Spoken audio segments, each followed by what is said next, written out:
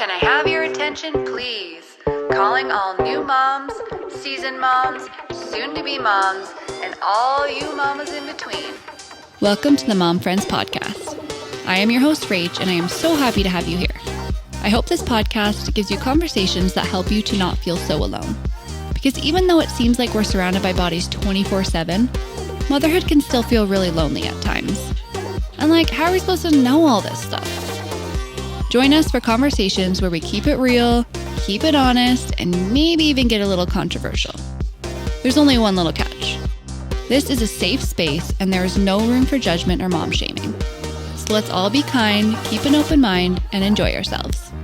Let's get into it. Yes. I already spilled. Sammi Duval-Smith, welcome to MomFriends. Thank you so much for having me. I'm so excited to be here. Yeah, thanks for coming. Absolutely. Usually just start off with who makes you a mom. So how many kids do you have? How old are they? And if you want to share their name, then you can. All right. So I have one son. He will be 2 in September. His name is Madden. Little light of my life, but he is also a tiny tornado. So. He's also my nephew. Fun fact for everybody. Yes. Yeah, this is my sister-in-law, and our sons are 6.5 months apart. So yes, it's been a wild ride. Little bestie cousin. Yes. Let's dive right in. I want to start with your birth story. The beginning, well, not the beginning, but the beginning of knowing Madden, because I think I know your husband told me this story, but I don't know if I've actually heard everything from you. Okay. And I know you kind of had this, you were about to go a normal vaginal birth, right? And then at the last second, everything changed. Yes. So walk me through it. Yeah, so it was pretty wild. We got to the hospital. I was about 3 centimeters dilated. I asked for my epidural at about 4 or 5, but I didn't end up getting it till I was 9 centimeters. Did they just take forever? Or? Yeah, there was only one anesthesiologist in the hospital, so it took him a really long time to get to me. And sure enough, right after he gave me the epidural, she checked me and I was 9 centimeters. So Woo! She told me to relax for a few minutes, try to close my eyes because we'd be pushing probably within the next hour. And all of a sudden she came back to check me again and she was being a little more aggressive down there and I didn't really know what was going on. And my mom walks over to the bed. She's like, "Oh, are we getting ready to start pushing?" And all of a sudden she's like, "Code 244," which was the room I was in. Oh, okay. And it went over the PA system and all of a sudden my room was swarmed.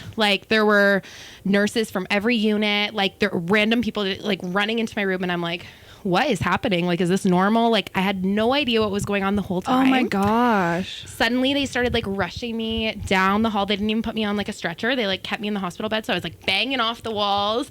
I was what is happening? And then I kept hearing them say, okay, it's back up to 144. It's backed up to 144.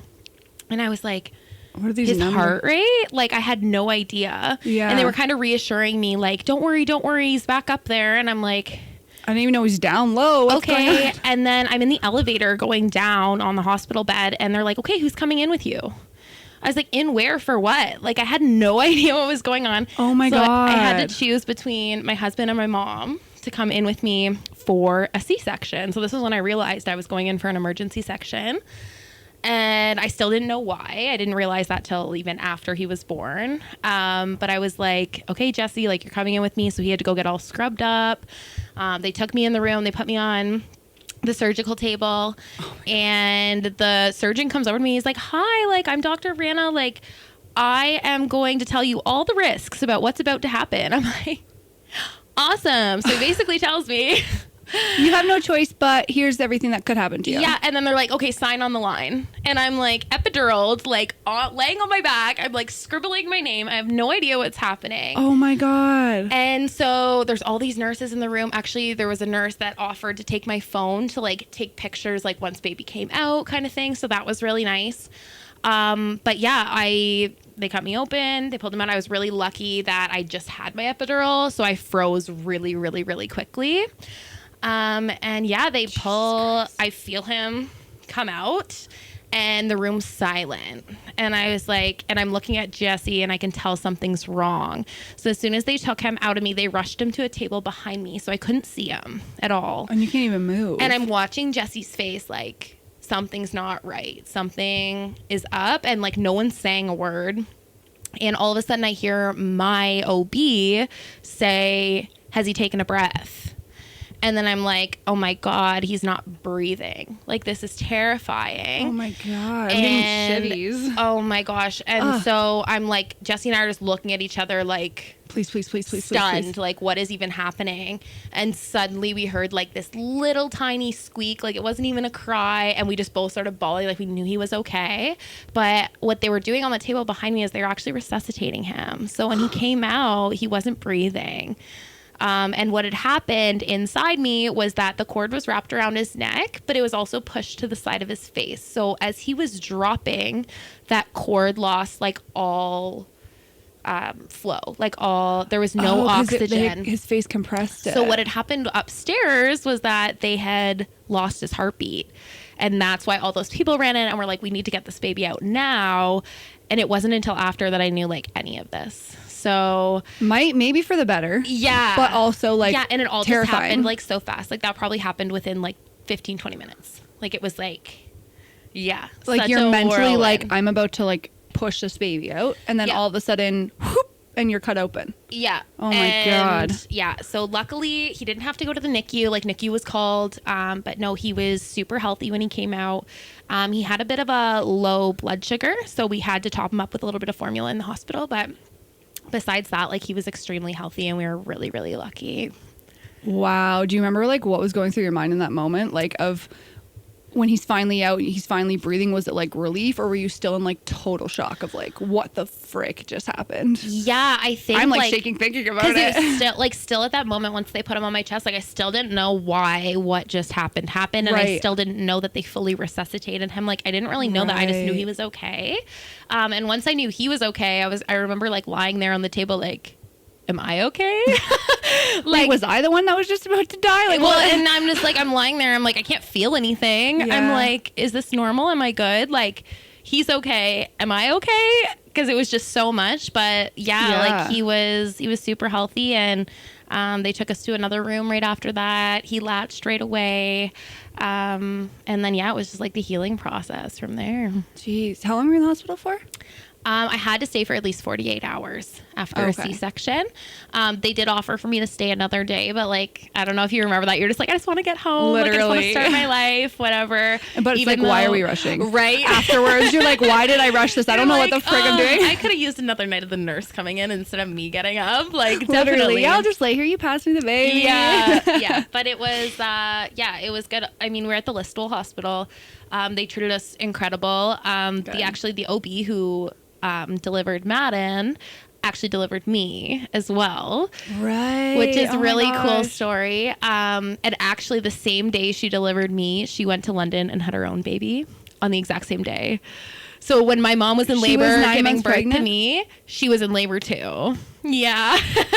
And so right after I was good, I was safe, she went to London and had her own baby on the exact same day. So she calls us her twins. Oh my gosh, that's impressive. Yeah, actually. But I'm so thankful for her too, because like she acted so fast in that moment. Like as soon as she lost that heart rate, like she did not hesitate. Like she wasn't like, we'll see what happens. Like it was like, no, we're getting this baby out. And yeah, so I'm really grateful to the team at the Listowel Hospital for that. Was he like trying to come out? Did they have to like push him back up or anything? Because I've heard stories like that. So he wasn't like fully crowning like out of me, but she did have to like stuff up and like push him back up so that pressure came off the cord so that his heart rate could come back. He wasn't losing blood flow and stuff. But she knew that if I were to push, it would keep cutting that off and he might come out. Exactly. Yeah. Oh my God. So it was really traumatic. Like For sure. It was. When did that trauma hit you? It probably wasn't right away. Definitely wasn't right away. I don't think I even realized how much of a pull it had on me until I had an IUD procedure like a few months later, and it was in the exact same room. In the exact same surgery room that I delivered him in. And I remember as soon as I got on the table, the first thing I did was like turn around, because I remember not being able to look at him to make sure he was okay. And obviously I knew he wasn't there, but in my head that was like my instant reaction was like, Your body has this turn like response that your brain isn't even. And check on him even though he wasn't there. So I think I realized the trauma went deeper than I thought it did, in situations like that where I was like, whoa. Like that when you're actually brought back to the physical moment, like your body, like your brain may not think you're going to react like that, and like your body hits the table and you're like, whoa, this is way too much similar. Yeah, exactly. How did Jesse take everything? He was my rock, honestly. Like, he truly was. I mean, he only got 4 days off of work, which really sucked. But ew, I know. But besides that, like, he honestly was my rock. Like, he was the one, like, the whole time, like, he could see behind me. He's like, it's gonna be okay, it's gonna be okay. Even though neither of us knew if it was gonna be okay, he was really trying to reassure me. And he spent those days with me in the hospital, and he did his little skin-to-skin contact on the bed at night, and he just made sure I got whatever I needed. He actually went out and got my absolute favorite food after, and I wasn't even allowed to eat it for like another 12 hours, so that kind of sucked. It was like taunting me, but because I had to have like pure liquids and coming off the anesthetic. Clear liquids coming off the anesthetic, and just to make sure everything was kind of back where it was supposed to be. True, because you don't want to like bowel obstruction or anything they kind of like like that. pull your insides out and then put them back in. It's just like really messed up. But I think they wanted to make sure, and like I couldn't leave the hospital like till I had a bowel movement, because they needed to know like my insides were working okay after they were exposed. Holy moly. Yeah. And then on top of everything, Madden's born, and obviously thank God he was okay. Yes. And you don't have to go through, but you probably were shocked with the birthmark. Yes. So that was another thing like that Jesse was really shocked by, I think, in the delivery room, because he could see him back there, and he noticed that there was a spot on his cheek. And at first he was like, is that blood? Like, what is it? Especially because if the cord was pushing, you're like, wait, did it injure him? Yeah, like, was it the cord? Like, what was it?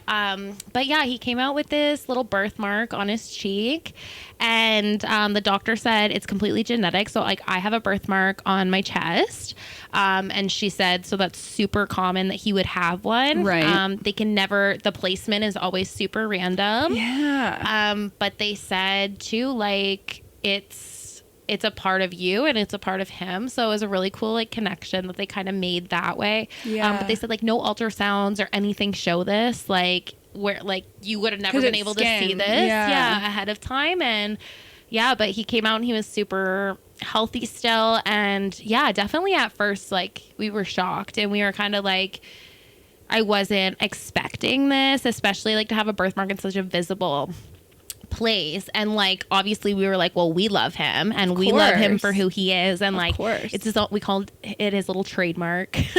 So he's got a little trademark, he's a little rock star, just like I guess just for context, I don't know if we explained fully, is it his right cheek or left cheek? I can't remember. I gotta think about it. I think it's his left. I don't even know. Oh my gosh, I should know. I look at him every day. But to he me was now, born, it's so natural that I don't even think about it. Literally, Right? I don't even notice anymore. But for those that are listening, he was born with a decent size, really, really dark mark on his cheek. I would say it was about probably the size of like a loonie or a chili when he came out. So obviously being so dark on pale skin. Yes. And when he came out, it was, it was like it's a lot faded now. dark. Yeah. When it came out, it was like dark brown, like almost black, like when it first came out. And then over time, it's just slowly faded. It's kind of like a reddy orange now. And like for us, like the biggest concern, I think, was like, well, what are other kids going to say to him? And like, I don't want my kid to be bullied for being different, because just because we celebrate his differences and we love that it makes him different. Of course. Kids aren't like that, right? Some kids can be really mean, but also just like the age of curiosity, right? Yeah. So like I've noticed that kind of recently with like 2-year-olds, 3-year-olds who know Madden, and I'll be like, what's that? And it's like, that's his birthmark. Like, that's on his cheek. It makes his cheek really special, and that's who he is. And that's how I kind of try to explain it to them. I love that explanation. And instead of making it like taboo, like, oh, well, it's, instead of like being weird about it, then they think it's like bad, right? Yeah. So I like that you're saying like, and we actually had a little girl that was like, well, I want one.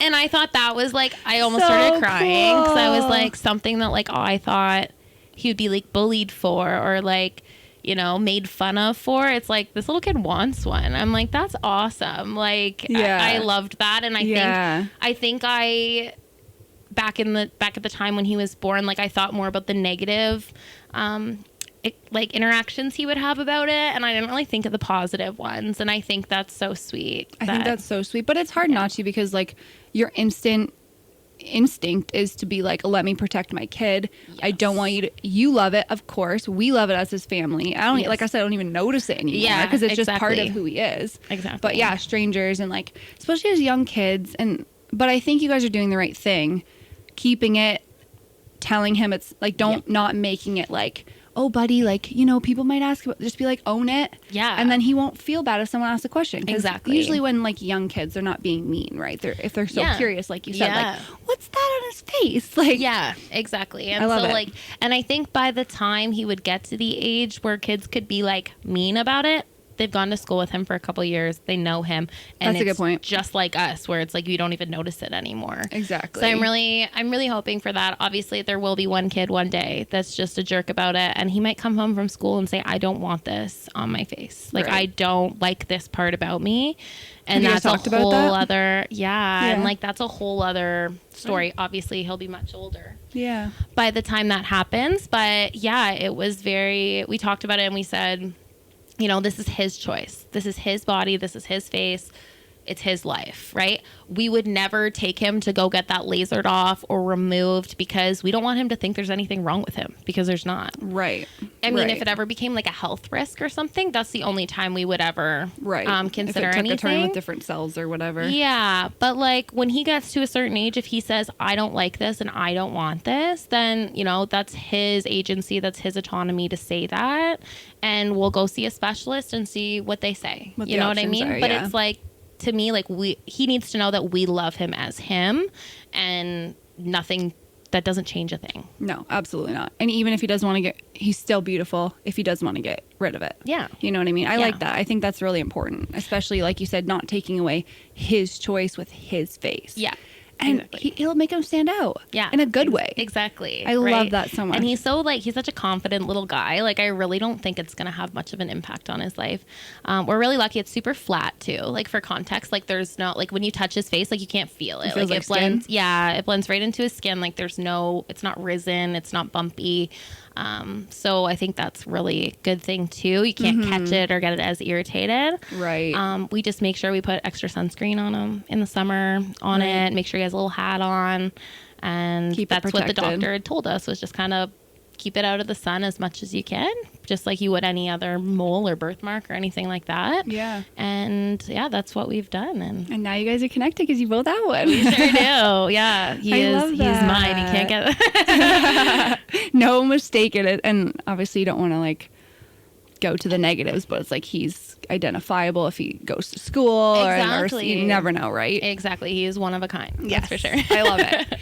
Okay. Well, let's go to transitioning to being a mom, because there's something you said to me, because obviously when you gave birth I was 3 months pregnant, whatever that math is. I was still pregnant for a while when you were transitioning. Yeah. And I remember you saying to me, the biggest mental fuckery was walking into the hospital as 2 people and walking out as 3, and there's no going back. Yeah. It's like you come in as 2 and you walk out as 3, and it's like, what? It was like a time warp almost. Like yeah. So what was your mental experience with that? Like, walk me through the transition, how you were feeling, give me whatever you want to give me. Yeah. So it was a lot. Like, and I'll remember that moment vividly for the rest of my life, like walking out with the car seat and putting him in the car and being like, now what? We came here with 2 people in the car, and now we're leaving as 3 people in the car. And we're like, this is so forever. Yeah. And it's like, you don't bring them back.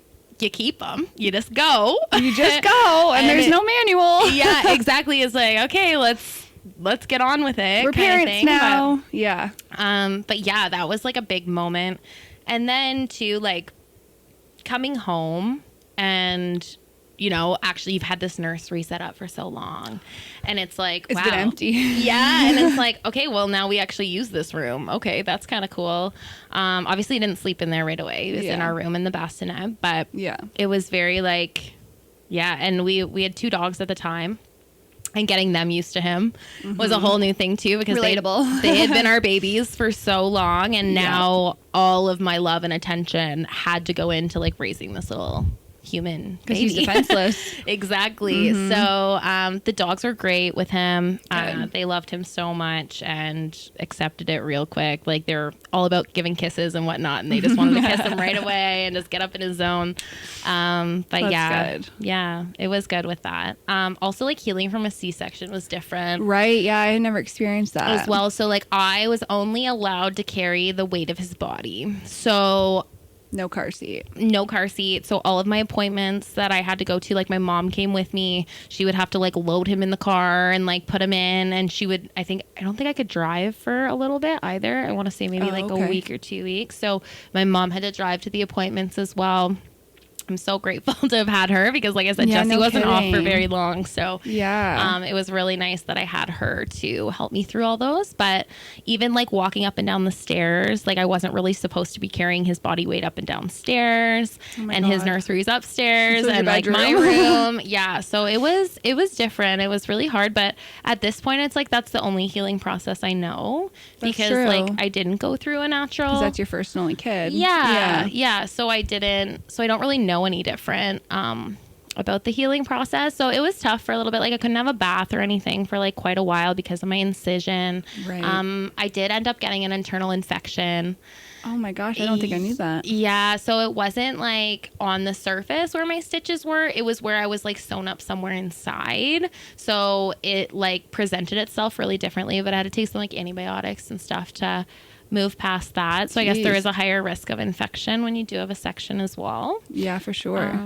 But yeah, like for the most part, it was pretty good. I'm super lucky, like I said, that I had my mom to help me with those appointments and to help me get him up and down the stairs for a few days, because it was a challenge. And then now and then you move into postpartum. Yes. And, you know, obviously we all struggle with different things in our own ways. And it's bizarre because everyone knows that's a thing. But if it goes past like 2 to 3 weeks, the baby blues, it still feels taboo. I don't know if you experience that. It's like, even though people are good about it, when you do talk, you almost feel like you can't talk about it. And it's weird because it's like you're supposed to be grateful and you're supposed to be happy and you're supposed to be you are, but you have other emotions too. Absolutely. And it's fucking hard. It is. Being, especially a new mom, I'm sure we only have one kid, so I'm sure the transition to 2 and 3 and so on is just as hard. Yes. But because you've never done it before, it's like everything's new. Everything's overwhelming. You're so not used to being that sleep deprived. And it takes a toll. Your hormones already so out of whack. We're probably still not back to normal, and we're over a year into it, right? So it's like, was there any moments for you where you were like, I don't know if I can do this? Because that's normal, and it's okay to say that. Yeah, no, definitely. And like you said, I feel like there's this big like stigma around postpartum, and this person had postpartum. I'm sorry, this might be an unpopular opinion, but everybody goes through postpartum. Totally. I think every single person does. I don't think it should be like, they had postpartum. Well, so did I, and so did she, and so did they, because we're all adjusting to a completely new life. Totally. And everybody, like you said, goes through postpartum differently, has different symptoms or different, severities of this or severities of that. But I think the one thing that every single new mom goes through is you're grieving who you used to be. Oh, fuck. Because, I don't think... I mean, your core values stay the same, but you are not the same person. You can't... How can you be? You're not. There's no part of your life that is, exactly the same as it was before. And I think postpartum is a part of, grieving who you were and trying to accept who you are. Yeah. And I think... when we say only some people have it, it's no, everybody goes through that and everyone handles it differently. Maybe you didn't love who you were before and you love who you are now. So maybe it presents differently. Sure. But you're a whole new version of yourself and you have to learn who you are all over again. And that it's so for drastic. Anybody is terrifying, honestly. So I think that having these conversations about postpartum is so important because like moms need to know like you're not alone and everybody goes through this. Like, and how, like we said, like however you're presenting with it is normal. Yes. However you have to deal is how you have to deal. And I think absolutely. I think you're right in saying like you are a completely new person. And I think because it literally, nothing else is like this. It literally happens overnight. Literally. You walk in, your previous self, you walk out a new person. Mm-hmm. That's why it hits so hard, I think, for a lot of women. And obviously our hormones take a huge drop after the baby comes out. There's so many factors to it for sure. But that identity crisis almost of like, like you said, you might love it, but it's still new. It's still, how do I adjust my brain from being like, now I can just go do whatever I want to not being able to do that, or exactly so many different things. It takes away, like people are like, your life doesn't end after you have a baby. No, but it sure changes. Mm-hmm. And we don't know that kind of change until it happens. And how we're gonna react. Nothing prepares you for it. I've said this to so many people, even since I've had Madden, of like, you know, everything changes. That's what they tell you. And you're like, you're like, that's annoying, but like, but then it happens and you're like, oh my God, I can't even go pee when I want to go pee. Like even your bathroom schedule changes, like everything. I can't shower when I want to shower. Exactly. And so like, it is such a change, and that adapting comes with emotion and it comes with feeling. And like, don't be afraid to feel that. Don't be like, well, I don't want to have postpartum, so I don't want to feel depressed about this. It's like, if you need to mourn, if you need to grieve who you were, because that person was probably really cool too. Yeah, totally. But they weren't a mom, right? And now you are, and you're learning who you are as a mom. Like there were days Jesse would come home from work and he would literally find me sitting on the floor in our walk-in closet with the door closed, crying on the floor. Aww. And he'd be like, oh my God, are you okay? And I'm like, no, not right now. I'm really not. But that is okay. And I think communicating with your partner is also like a huge part about that. Being honest, being with or open. somebody. If you don't have a strong partner, find a best friend, find your mom, find your doctor. Be somebody. Open with your support person, with your support people, because like it's so normal to go through those things. And Jesse could have walked in the closet. I could have like jumped up and been like, yeah, I'm fine. I'm going. Okay, we're good.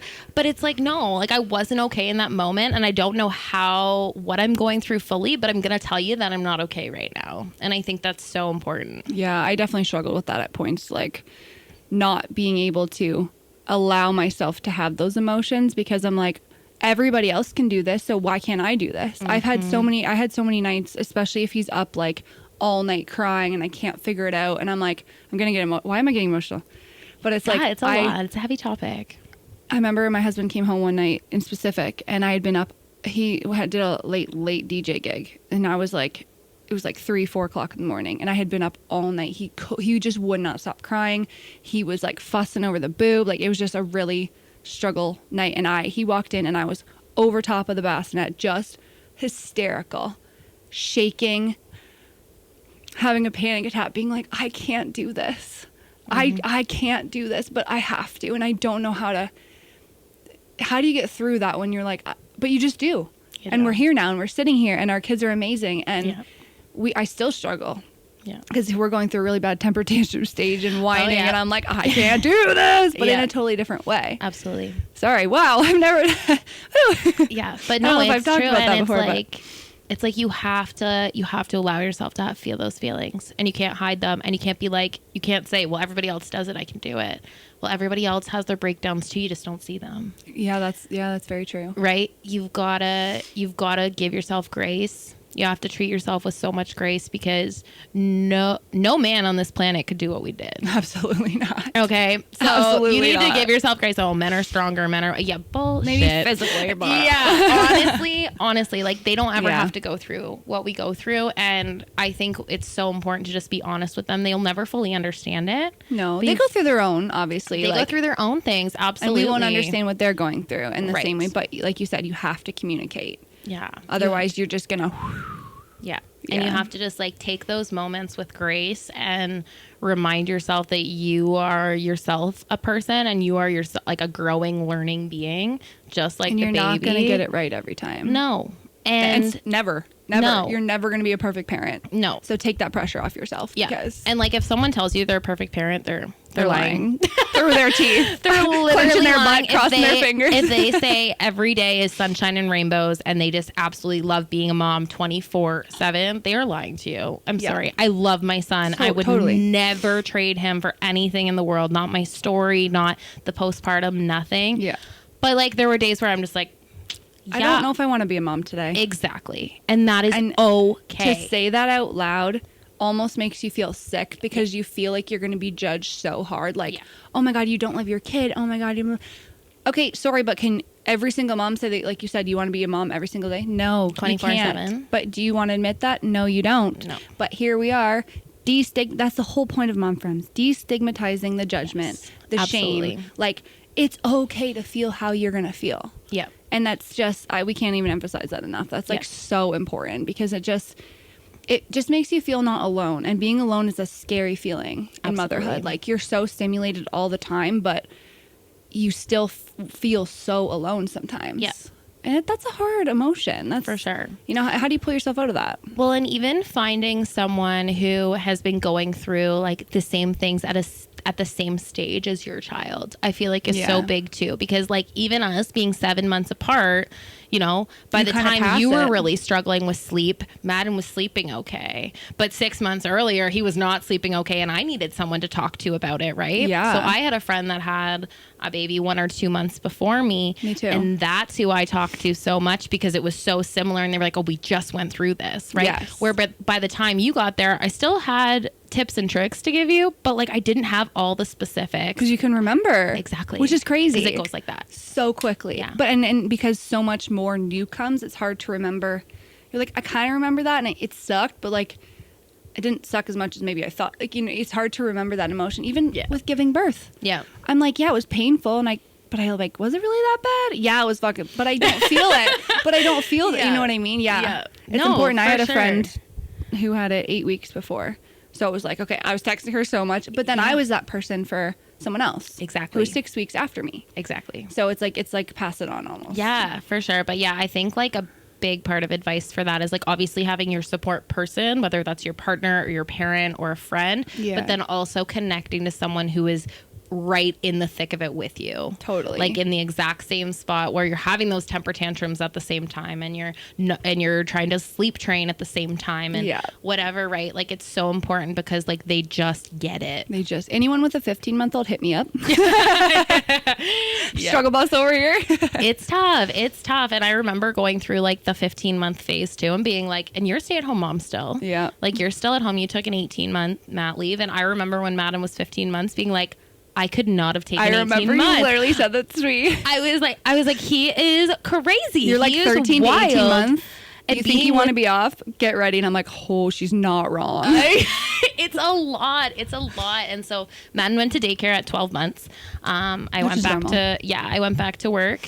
And I think it was one of the best things I could have done for him in terms of like, even the babysitter said, like, the earlier they go, the less they're, like, clung on to you. Like, the less they're, like, mom, mom, mom. So now sometimes when I drop him off at daycare, he doesn't want me to go. But I never had this problem when he was, like, 12 months. So I can't even imagine trying to do it now. Oh, yeah. And we're hoping we don't have to. Yeah. Well, and he'll get there, right? He'll totally get there. And like even when Madden cries when I leave, she's like, it lasted 30 seconds. Like she'll text me and she'll be like, it was a whole 30-second cry. Like he's fine. You're like, thank God. Yeah, but it's like, you feel guilty. Yes, exactly. And like going into work with like that in your brain can be like really am I not a bad great. Mom for leaving him? Yeah, or like you're just constantly like, is he fine? Is he playing? But I mean, my babysitter's great at letting me know. He already like by the time I'm out of the driveway, he stopped crying. Like, okay, good. Like, yeah, I can enjoy my day. Yeah. So, but I mean, like that socialization aspect for them, getting to know those people, like his little friends and like the babysitter, she just had a baby herself. Yeah. So like he loves her baby and going there, but it's just, that social aspect is awesome for him. Yeah. And I just, I can't imagine being at home with him when he was 15 and 16 months because he was just like nuts. He's nuts. Crazy. And they're still like risk playing and they're climbing on everything, not understanding that they could fall and hurt themselves or, you only get one cookie and here we are sprawling on the floor, losing our marbles. I'm like, oh God. Like, are you good? Yeah, right. Like, You're like, it's a bear paw. Like, you're okay. Calm down. And then you're like, Decky's at the stage right now where he can say the word no, Yep. but he doesn't fully know what it means. So if I'm like, don't touch it, I'm like, no. He'll be like, no, and I'm like, hello. Yeah. Yep. So no means I'm going to continue anyways. Yes. But yeah, it's a really tough phase. But like I'm loving the phase Badden's in right now. Like he's starting to talk and he's starting to understand me more. Like when I tell him like, no, don't do that, he turns and looks at me and knows, okay, no, I'm not supposed to do that. Or I can be like, I can't wait. Go get your shoes or go get a diaper. And like he does it and he knows what it is. And I'm having more conversation with him, which is really fun. Like now that he's starting, now like you're not just like talking and they're not listening to you. Like he's actually coherent and like knows what I'm saying, and it's fun. It's nice. Yeah, I everyone I've talked to, a lot of moms say like every stage is really, really good, but it just keeps getting better and better. You find more things to fall in love with. And do you think your hardest stage so far? Was it the 15 or was it? It's hard to say. I guess they're all different and hard in different ways. It is hard. Yeah, like it's hard to pick. Like for Jesse, like he would say the hardest part was still like newborn phase when he wouldn't sleep through the night and we'd be up and that kind of thing. Sleep deprivation sucks. Yes, like he says that phase for sure, but like for me it was like I think the 15-16 months, also because I was just back to work too, right? So I was kind of adjusting to working full-time and then coming home to working as a full-time mom, right? You can't just put your feet up when you get home. That's what I'm gonna be stressed about. And Jesse had adjusted to that from early. Day one, because he only had a week off, right? So he would go to work and then come home and work as a dad. Like he had that transition down where I was like, I go to work, I work with kids with developmental disabilities and behavioral needs. And so a lot of the time they're whining at me, they're throwing things, they're yelling, they're upset. And so I deal with that at work, and then I come home to the same stage of throwing temper tantrums over nothing. And I was just like, whoa, like my whole day is like absorbed by this. But now that he's getting to a better phase of like talking and wanting to do things and vocalizing what he wants and what he wants to do, like that really, really helped. Right. Because up until that point, you have no idea what they want. And it's hard on you because you're like, I want to help you, but I don't know what you're saying. And they are frustrated because they can't communicate properly. Yeah. So it's just like a big budding boulders, I feel like. For sure. Where you're like, I'm trying, but I don't know. And they're like, I don't know. So what would you say was your toughest phase? Like, do you think you're in the thick of it right now? Or do you go back to like those moments where they don't sleep through the night and you're just crying and you're emotional and you can't? Yeah. You know what? It's funny because at the start, I always said, and I'm sure, I don't know if you remember me saying this at all, but like I always said, I like the newborn phase. I don't think I'm a newborn mom. I think I'm a toddler mom. And now I'm starting to transition into toddler. Now, mind you, I keep thinking when she's going to be able to talk, like 2, 3, like I'm really good at communicating with toddlers. Yeah. But I'm like starting to transition to toddler. And I'm like, maybe I am a newborn mom when I could just set them down. And that is so normal. Like I felt the exact same way too. I don't know if I love the newborn stage, but then it's like, now it's over and I'm like, I miss it. Yeah. Not from him. Like I don't. It's hard because sometimes you do wish you could go back a little bit. When you look at old pictures, you're like, oh, you're so small. Now I have baby fever. Yeah. But then he like has a tantrum. I'm like, I'm so not having a second kid right now. Absolutely not. Right? Yeah. And then he's like really cute and I'm putting him to bed and he's so big and I'm like, oh, I totally want a newborn right now. I'm like, I like go back and forth, but I'm like, no. It's tough. And like every stage is so different. It is. And you just kind of adjust with it and you go with it and you get through it and then you move on to the next you don't think one. You're gonna. And I think it's mine, I think would probably have been 8 months-ish because we went through a horrible sleep regression, like horrible. And at the same time, that was the peak of his separation anxiety. So it's like I couldn't even walk out of the room and he was hysterical and he just wasn't sleeping. So it's like we slept trained at 5 months. We finally got him sleeping through the night, he's never been a good sleeper. So it's been a struggle. And then he went through it so bad for like months. And I was like, I remember saying like, does anybody actually survive this? Because I feel like I'm going to die. Yeah. Because you kind of get used to getting some more sleep. Yep. And then they go through it and you're like, I can't. And we're in one right now. Every time there's a sleep regression, he hits it. Okay. So he's in the 15 months. Not all kids do 15 months, but nice mine does. Of him to do that yeah. for you. I'm like, thank you so much. I just came back from a bachelorette weekend, which I got no sleep.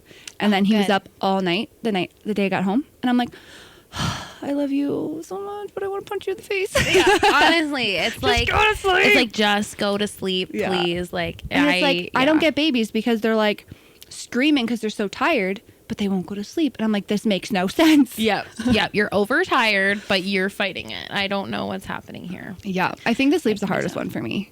And I think back to like the early phase with the postpartum, with the sleep deprivation. I don't know about you. I lost a lot of hair. Oh my God. Let's talk about the hair. Yeah. Clumps. Yeah. Clumps. And no one tells you that. At like the 3-month mark. And I mean, especially as women, like hair is a part of our identity. Absolutely. Right? Like the way we style our hair, like that is, that says a lot about who we are and what we do. And it makes us feel good when like it's all done and like, Exactly. And then I already have super fine hair to begin with, like extremely fine. And I lost like all around my front hairline. So all around like to my ears basically and across the front. So like all the hair that I have in here is like new. Wow. Like it's come back though. It has. Because I remember that stage for you. But I remember like that playing a part in how I felt during postpartum as well. Was about just like yourself. Was like, yeah, like I'm already becoming this new person and now I'm looking in the mirror and I'm not recognizing certain things. And I feel like that was like, whoa. So I'm changing physically and I'm changing emotionally and I'm changing mentally. And so it's so much change. Yeah. And it's like, it's still growing out. Like he's not even 2 and I still he's almost 2 and I still don't have close to what I had with my hair. No, so, I remember like mine coming, like I would just wash or I would like dry and just touch my hair and it would just be like a whole chunk. And it's starting again for some reason right now. Okay. And I don't know if it's my shampoo, but I'm like, it's just PTSD because it just came out so much and it thinned out so much. And like for someone who's like been so insecure their whole life, I've always liked my hair. So that was really hard for me. Like I wanted to cry every time I saw the shower drain just falling out. And you're like, I wanted to just keep like one part of myself. Like, seriously, is that okay? Yeah. Can I just keep one part of who I was before this? And then that weird like stage when your baby hairs are like sticking out and you don't know what to do with them. Like mine are long now. I'm starting to like look like I have bangs, but which is fine. It's better than that weird stage. Oh, exactly. But yeah, that's tough too. And like, and no one tells you that. You've already changed, like your body's changed physically. I remember your one podcast you talked about, your hips widening and how that's a big adjustment for women. And so yeah, there's that. Like when I had Madden, I was like actually 20 pounds. As soon as I had him, I was 20 pounds lighter than I was when I got pregnant with him. Because I was so sick through my pregnancy. I had lost so much weight. So when he came out, I was like, oh, girl, I am skin okay. I can deal. I like this. And then part ain't so bad. 3 weeks later, it was like, oh, here it all is back. And I'm like, what a tease. Like, that is so mean. That is so mean. It's like, mean. Okay, you can be a model. Just kidding. Here's some hips and a gut.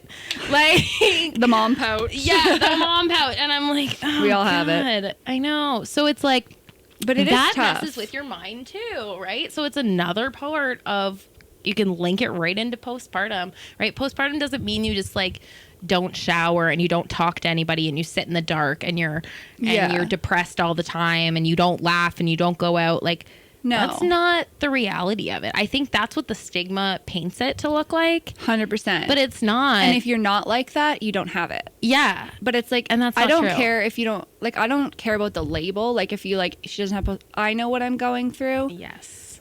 It is tricky because it's like, people don't take you seriously.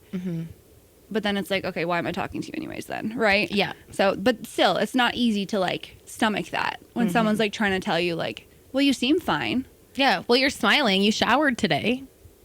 So I'm not supposed to? Like, I'm supposed to just sulk for the rest of my life? Like, what do you mean? Exactly. It's like it looks different for everybody, but I think this general picture that is painted is being, like, so depressed and so withdrawn, and that's not the reality of it. It's not always it how it comes in manifests. different things. Exactly. It's looking in the mirror and feeling sad about yourself. It's pulling that clump of hair out and crying. It's leaning over the bassinet and crying because they just won't sleep. It's curling up in the closet on the Yes. floor until your husband comes home to find you. begging and like watching the clock, waiting for the help, waiting for the partner, waiting so you can like sit down. Yeah. It's all putting a part of it. everything to your kid and doing nothing for yourself for a Yeah. long time. Yeah. And everyone always says, make sure you take care of yourself. How Yeah. am I supposed to do that? I can barely Yeah. take care of this little freaking infant, and that's And the it's priority. so hard. Yeah, and it is so hard. And I think like one thing that we did with Madden was like we socialized him instantly. Like it was like oh God, yeah, you guys were at parties. Like, here you go. yeah, we were here actually Yeah, for you were Dustin's here. surprise birthday party. We were here. He was like 1 month old. Oh my God. We actually Yeah, you're stopped right. in here on our way home from the hospital. I remember. Literally before we even went home after having him. came to see me. We came here to see you guys, and like we just socialized him instantly, and I think that was a big thing because then I was still doing things for myself. I wasn't just staying home because there was a party and I didn't want to take like, you know, okay, I have to stay home with the baby. It's like, oh, well, nope. Baby's You're coming coming. with us. And you know what I mean? We socialized him so quick like that, and I think that was a really big part of making sure I was still doing things. But like you said, people see me out doing things and they don't think there's anything That you're going struggling. on.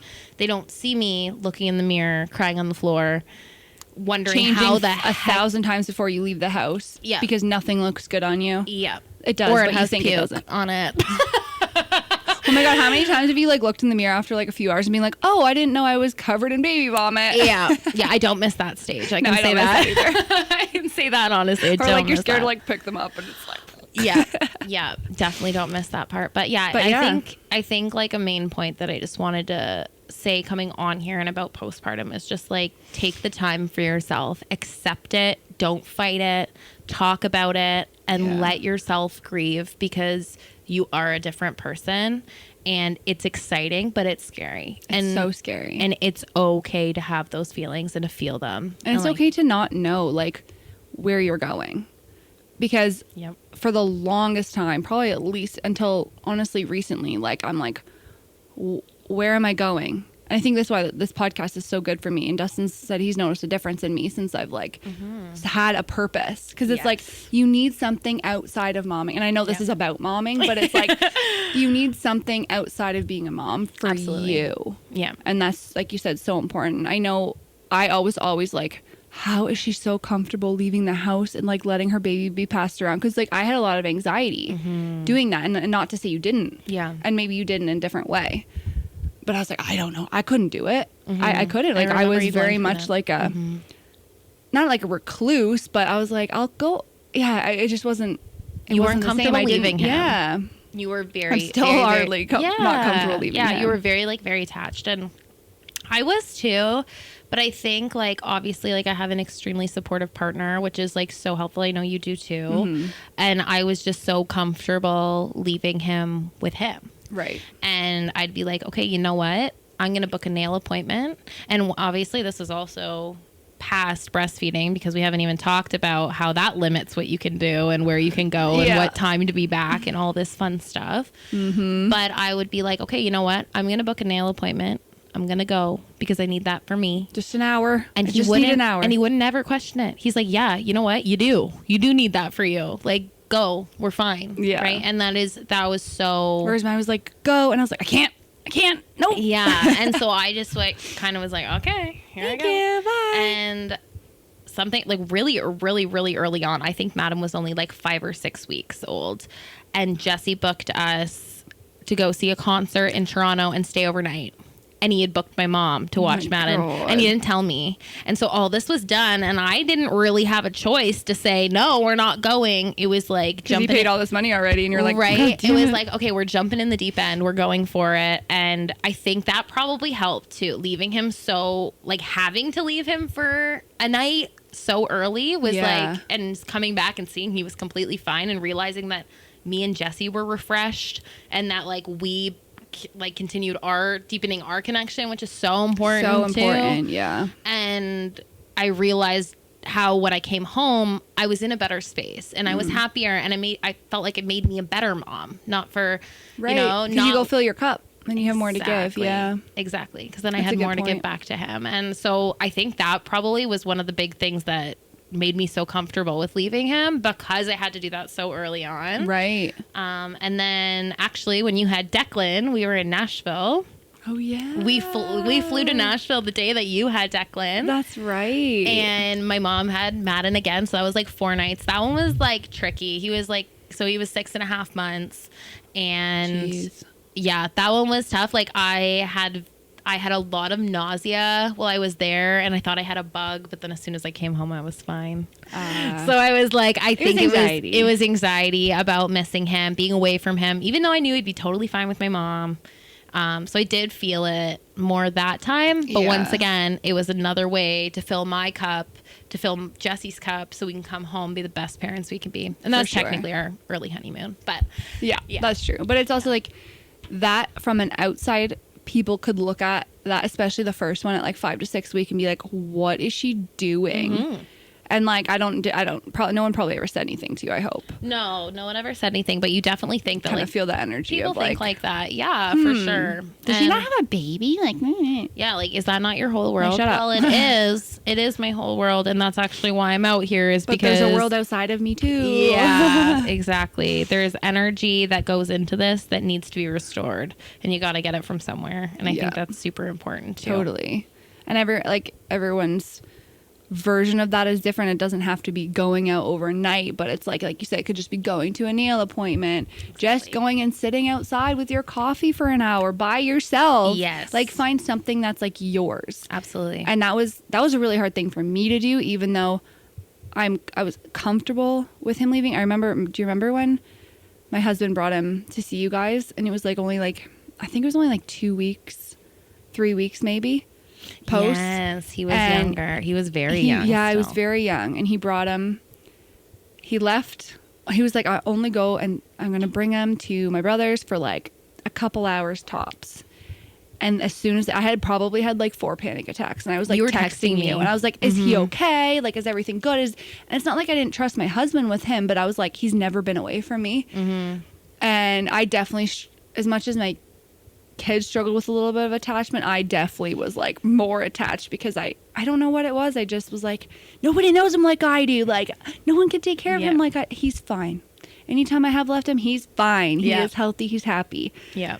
But everyone's got their own thing, right? Absolutely. And that can be so tough. And like, you see it with kids like of all ages, like not even babies. Like, you see those parents that like are like just so dedicated to their kid, like everything on their social media, everything, every story, every post, every multiple times a day is like their kid. And you're just like, this person needs a slight reminder to love themselves too. Right. And to treat yourself, like show yourself some of that love. Like, you are pouring love into this kid, which is incredible. Yeah. But you got to show yourself some of that love too, and some of that self-compassion. That's very true. That's very true. And it's like, everyone's kind of experience, I think it's more like, we don't know what's going on behind closed doors. And I think that's the same thing. If like people say you're the opposite, say you're seeing all these posts of someone's kid, and you're like, hey, you need to take a break. But then let's say they're looking at yours and being like, you're never posting your kid. You must be totally fine going out with your friends all the time. Like, I see a lot of your stories, like you go out with your friends, and like you have dinners and stuff. And I'm like, oh damn, like I don't go out that much. But it's like, I don't know as much as like, we don't talk as that often, but we're sister-in-laws, and it's like, but I still don't know what you're struggling with behind closed doors. Exactly. And that's not my business. But it's like, you can't pass judgment, because we just kept saying, like, everyone presents everything so differently. And it's like, maybe some people judge me for constantly being at home with my kid and like not being able to let go. And I do deserve some judgment, because I do need to let go a little bit for sure. But I went away this weekend, guys. I'm okay. Yes, you did. You're killing it. And he was fine, and I did great. But yeah, you can't judge a book by the cover. And every single mom deals with it for sure. Absolutely. Absolutely. And like, social media is so like good and bad for that, right? Yeah. It's like, I mean, a lot of things like inspire you to do more with your kids, or to do certain activities, or to go certain places. Totally. You're like, oh my gosh, I saw so-and-so went there with their kid. I got to go there, whatever. But it's also like, You gotta be careful how much you invest into it, because you, like you said, you don't know what they're going through. Maybe their marriage is falling apart and their kid is the only thing that's getting them through this right now, right? Exactly. So instead of being like, oh my God, you're so obsessed with your kid. Well, that's what's getting you through right now, right? Or maybe it's the opposite. Maybe you're going through an issue with your partner and you're like, I need time to go do me for a hot second, and then you see them partying or you see them out with their friends and you're like, are you ever with your child? Exactly, right? So it is social media is very tough in that situation of like one way or the other, like and you can take things so out of context, and you can also get into like a spiral of comparison, and it's like, oh, they're doing this with this kid and their kid's already doing this, like, should mine be doing that? Am I behind? Am I this? No. Yeah. Every timeline is so different. And that is such a tricky thing, especially as a new mom, because especially in the first, I would say, year, because those are all your big, 3-month vows. I couldn't even tell you them off the top of my head when they're supposed to roll over and all that stuff. Yeah. But you're like, oh, this one's doing it. Should mine be doing it? And then you're like, wait, is there a problem? Are they delayed? And like, you just get into the spiral, but it's like, you have to remember these are only suggested milestones. Obviously, for sure, like if you're 6 months behind, maybe start to question it and like, take care of your kid, but don't get into that spiral of there's an issue when there's not. For sure. And putting pressure on yourself and your kid thinking you're doing something wrong. Yes. Because of social media. Because it's not what everybody paints it. We all put our best foot forward online. Are you kidding me? That's what it's meant for, Yeah, absolutely. Absolutely. Yeah. And yeah, I just think that like obviously every child's different, every parent's different. And unless you're breaking some serious laws or whatever, you are doing just fine. Exactly. Like, you can't compare yourself to other moms. You can't do it because everybody, like I said, everyone is different. Everyone parents different. And like, there's no right or wrong way to be a mom. Exactly. Right? There really isn't, like, people's like co-sleeping, right? Totally. Versus something people are very passionate about not doing, or some people are very passionate about doing. You do you. What works for you and your family might not work for someone else. Exactly. Like, if that's the only way your baby's sleeping, if that's the only way you are getting sleep, go for it. You're not hurting them. Exactly. If breastfeeding isn't working for you and you switch to formula, do it. Cool. Your baby's fed. It is no one's business to judge you for that. Exactly. Absolutely. Because they don't know the struggle you've gone through with the decision. And maybe if you didn't, who cares? You don't have to struggle just because you're making a decision someone else disagrees with. It doesn't mean you had to have gone through. Sometimes we do. A lot of women struggle with, like, let's use breastfeeding, for example. And a lot of women still look at formula and is like, oh, you need to be trying harder. You need to be breastfeeding. Like, shut the fuck up. Honestly, this is not about you. Honestly, it is not about you. And you are not there. You are not a fly on my wall that sees how much we've cried and cried and cried. What we've gone so through. Guilty. Yeah. Like, no. You and I had a very similar experience with that. Because I think we both stopped around like 4 months. Yeah, I think Madden was fully transitioned to formula at 5.5, fully transitioned. Yeah, like, and I did feel guilty about it because some people, I know you had Nicole on your podcast, all she ever wanted to do was be able to breastfeed her child, and she couldn't. And so it makes you feel guilty because other people like that. And when you decide to stop, even though I had a healthy, I had a very good production, he latched really well. But for me, it was like, this child is so dependent on me, which he always will be, but it can't be down to the specific second, the specific hour of like, okay, I'm going to go to that nail appointment, but I'm going to make sure I'm home in 42 minutes because it's going to be time for a feed, right? And that to me, or like family functions and being at family functions and being like, okay, I'm going to go into this back room 45 minutes for the next 45 minutes and miss out on Christmas when I could have just had a bottle there feeding him in front of everybody, with everybody, still enjoying everything, with him being present with everybody as well. Right. And yeah, to me, I was just like, you know what? Like, I think I need a bit of myself back. And that's why I did it. And yeah, obviously I did feel really guilty for a while, especially when people want that so bad and you can't get And if you that. didn't, I wouldn't judge you.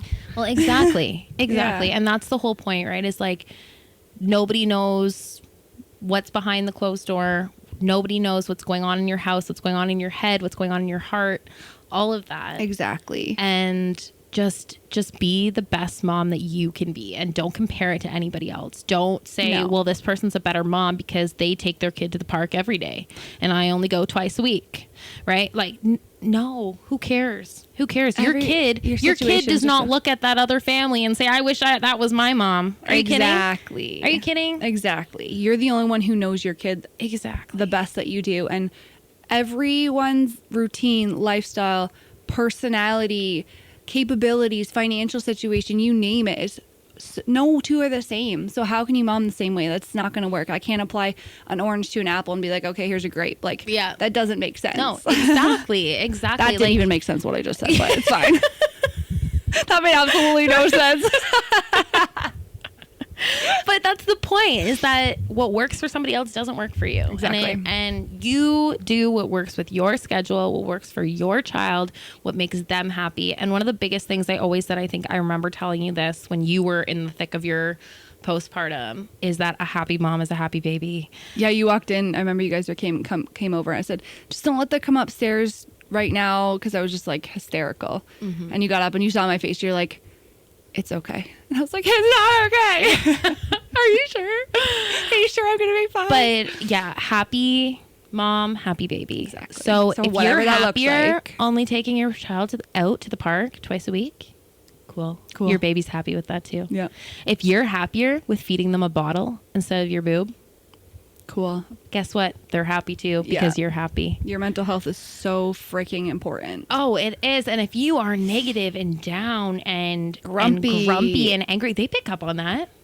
They pick up on that so quick. And then they're in a bad mood, which puts you into a worse mood, and you have no patience left. And it's like you feel even worse because you're not being the mom you want to be, and putting all this energy onto your kid, which you know is not their fault. It's just such a spiral, and I could just like ramble about it. But yeah. Yeah. So stop trying to live up to these impossible standards and just focus that nobody's setting for you but yourself. Exactly. Right. And just focus on what makes you happy, because that, at the end of the day, you want your child to grow up knowing my mommy was happy. She was fun. She was smiling all the time. She was laughing, right? Yes. If taking them to the park every single day or breastfeeding or whatever is putting that extra stress on you, it's not worth it. You feel like you have to. It's like, who's telling you that? Exactly. Because then you're at the park and you're just annoyed and you're overwhelmed because you're like, there are so many things I could be doing at home right now. And here we are just going down the slide a million times. Like, I'm glad you're having fun, but I also need to be doing the laundry. Like, yeah, just do what's gonna make you and your household happy. Mm-hmm. Like, that's the biggest thing I can point blank period. Yeah, done. And like, I don't know about you, but like, I guess Declan's a little bit behind Madden still, but like, I'm getting so many questions of, when is Madden getting a sibling? Mm-hmm. And I look at them and I'm like, are you kidding? Are you joking me right now? You know what's so funny about that is I just had a girl message me on Instagram yesterday, and she was like, I'm not a mom, but like, I really love your podcast. I love listening to you. I was like, oh my gosh, thanks. And she's like, yeah, I just love the judgment-free zone. And I just recently got married, and I've had so many people ask me every single day. A new person's asking me like, when are you going to have a kid?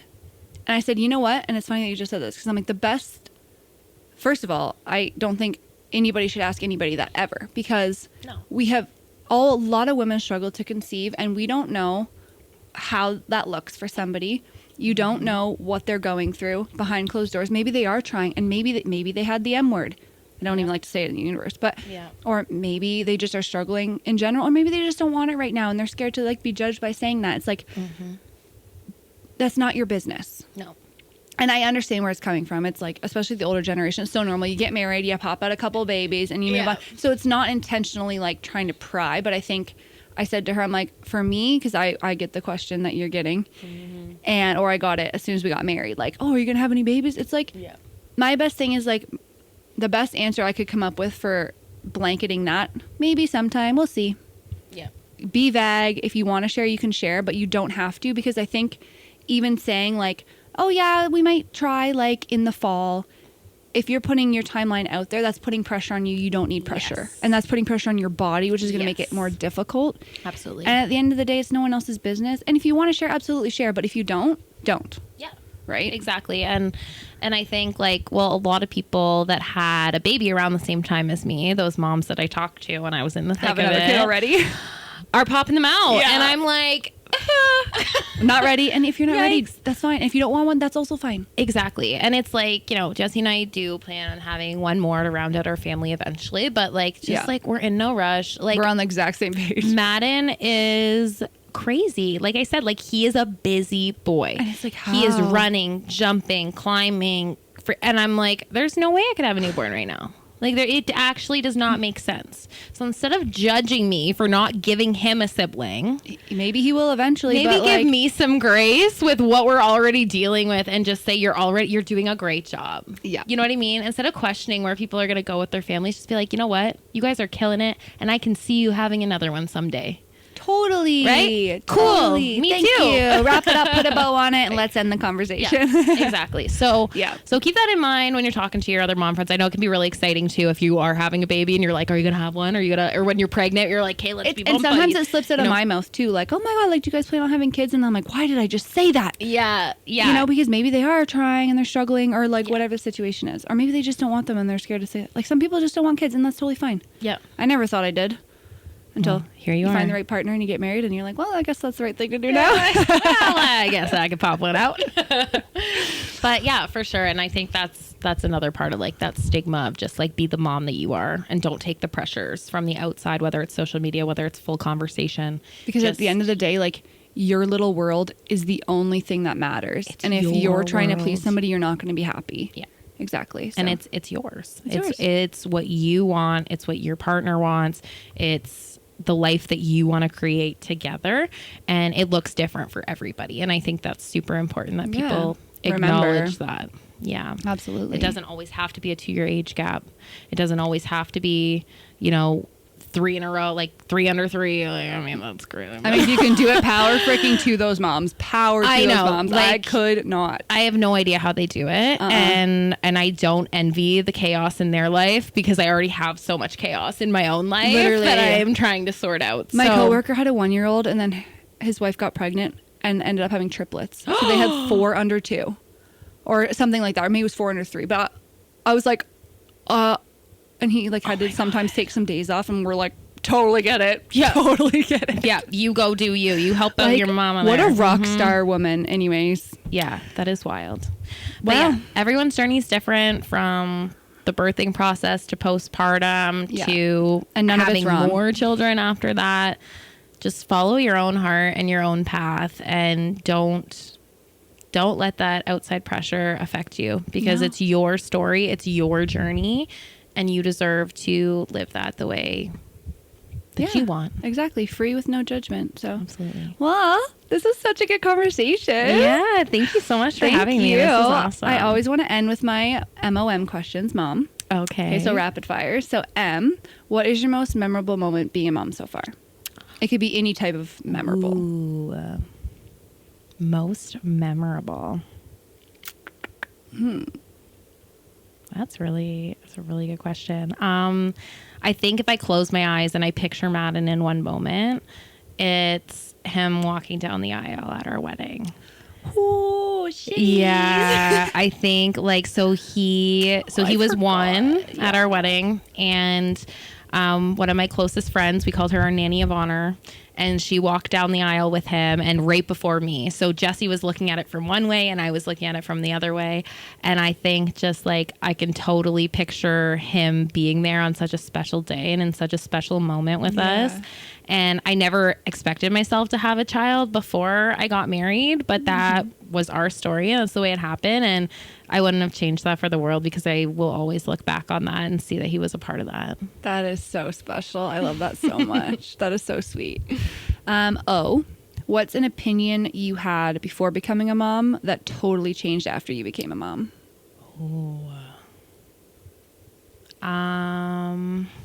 I always give my example of screen time. I'm always like, before when I was pregnant, I was like, my kid's never going to have screens, blah, blah, blah. And now I'm a parent. I'm like, yeah, here you some Cocomelon. Yeah, here's the phone. Go sit down. Yeah.